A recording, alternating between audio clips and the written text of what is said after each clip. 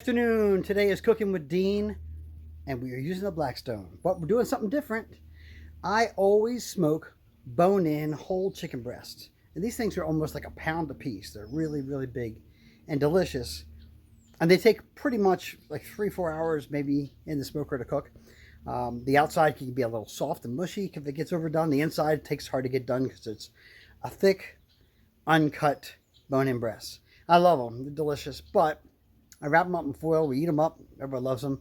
I didn't feel like breaking the smoker out today, especially since I got this beautiful 4-burner Blackstone at my disposal here at Mom and Dad's house. Well, let's just take a look at that bad boy. So, what did I do? Well, let's take a better look. I'm going to get you some Dale sauce to see, but Dale's, D-A-L-E-S, Dale sauce is a secret here. It's a southern secret, but it is a kind of a very syrupy, thick mixture of Worcestershire sauce, soy sauce, and spices. And so I let this Dale sauce sit in about a 1-quart container with 2 of these chicken breasts. So they sat in there since this morning, say about 5 hours or so, in the Dale sauce. So the meat is permeated with the Dale sauce, and you could probably appreciate that. I get a good light on it. There you go. Look at that. Oh yeah. So now it's going to sit on the ultra low flame. We're going to do this. I'm going to try to do this for about 2 hours. This is my Applejack, which is applewood rub and Jack Daniels seasoning together. So the label says Jack Daniels, okay? But I put a McCormick's applewood rub with an equal part of Old Number 7 pork rub, and it is delicious. Really, really good stuff. So I mix that together, and that's what you're seeing spread on this. So that was on both sides of this breast. This is one chicken breast, by the way. I split them, they're massive, and I put them in there, split with the seasoning on both sides, on top of each other in this quart tub. So we got 2 of those going. Okay. This particular wing, or this breast rather, has got buffalo sauce on it. So it was mild buffalo sauce. I got it literally. Well, you go inside and find a new home. Get out of here.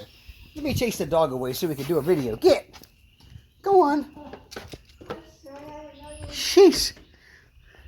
Yes, Mom always lets the dog out whenever I'm outside, so there you go. I had a quiet moment, and then the dumb neighbor's dog has to go. So anyway, that's mild buffalo sauce. And the next one here, this is a blackened chicken. Now that is this one. Kids give me gifts. Janet gives me gifts. I'm not sure where I got this blackened seasoning, but it's Zatarain's blackened seasoning, and it's made for all kinds of stuff. Chicken, fish, I did that already on some fish, and it was delicious. So I'm trying it on my chicken today. So the experiment is mild buffalo wing sauce that's been soaking for about 4 hours. And I've got a finish on that. So I've got some that's unused that I'll put on there, splash it, and make it nice and wet. When we eat it, it'll be covered in mild barbecue sauce or wing sauce. I got pardon me, the blackened seasoning, the applewood rub, and then we've got the Dale sauce. And I'll go get you a shot of that Dale sauce so you can see it here in just a second. But there's nothing like great bone-in chicken breast. And because I split it like that, I'm pretty confident it's going to cook really well. And by the way, I'm wearing a tank top because Janet made me run today. Right, dear? I did make you run today. We're back at it. Back at it. Yeah, that's lovely. We did 2 miles, so I'm going to be a dead man. We haven't run all winter long. So this is Dale sauce, guys. Dale's, D-A-L-E-S, Dale's. Find that in your local grocers. You probably have to find this where you search for things like soy sauce, lemon juice, any kind of an oddity thing. You'll find it on the shelf, but it's Dale's, D-A-L-E-S seasoning. This is a reduced sodium formula because it's got salt in it. Trust me.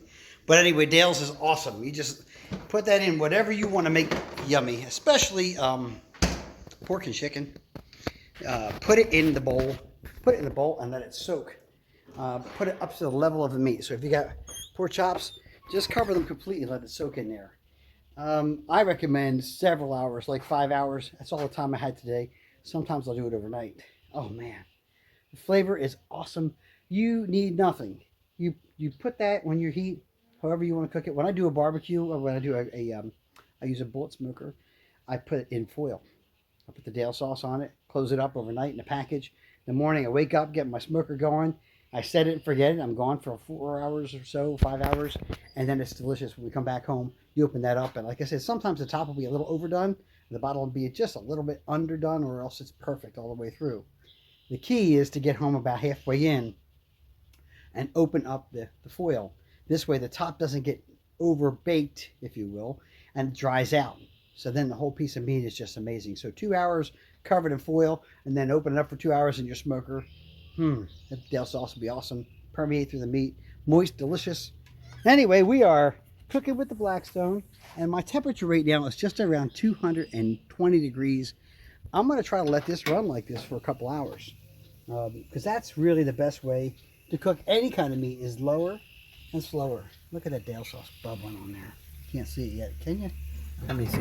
Put this hand out of my way.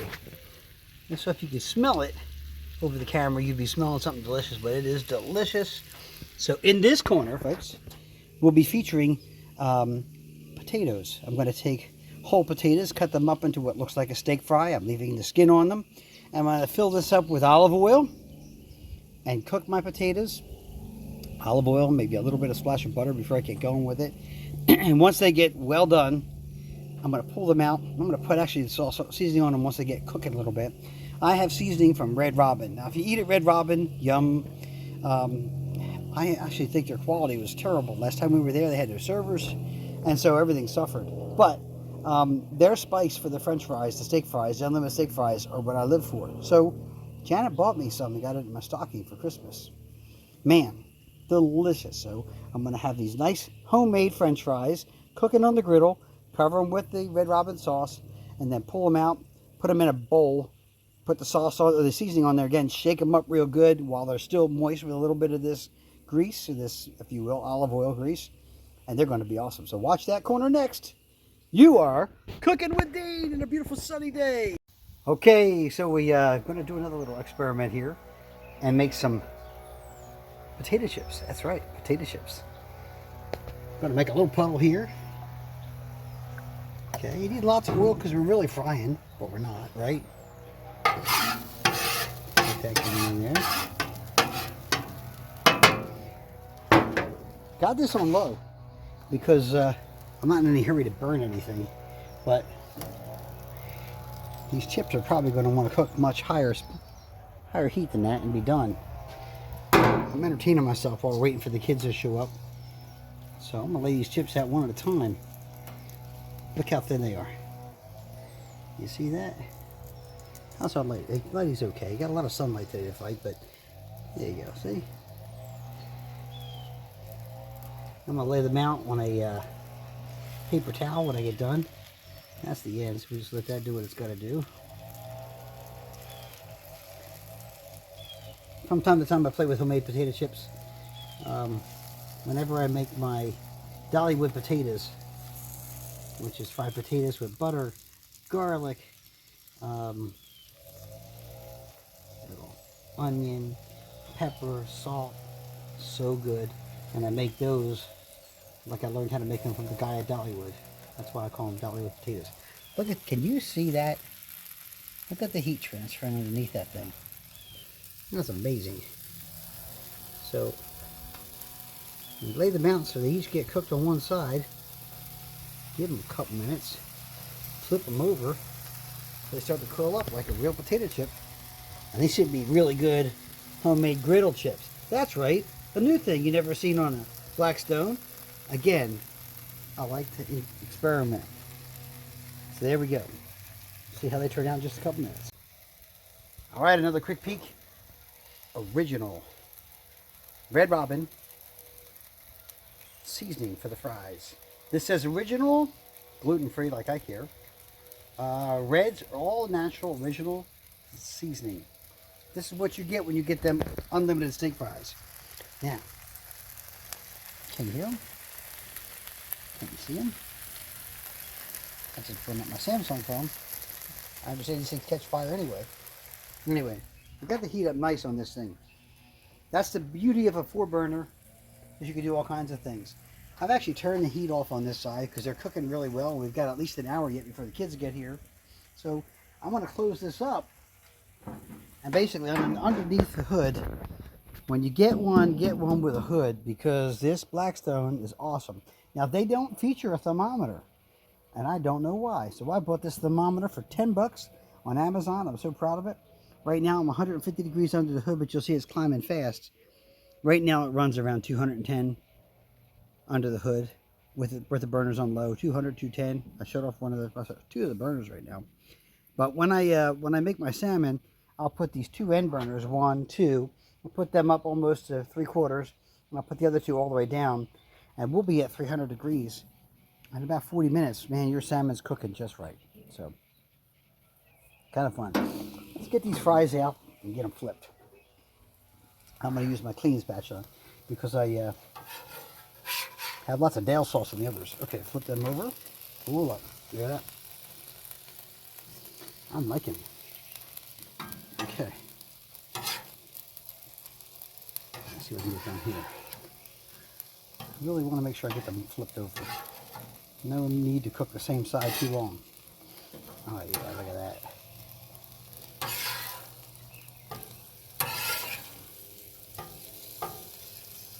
We'll separate these up in the buggers in a minute. There we go.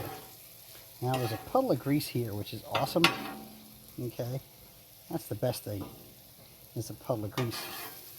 So we're going to push these fries into a corner like that. We're going to get remember, I've got my flame way up now, right? I'm going to give them a fresh pile of oil.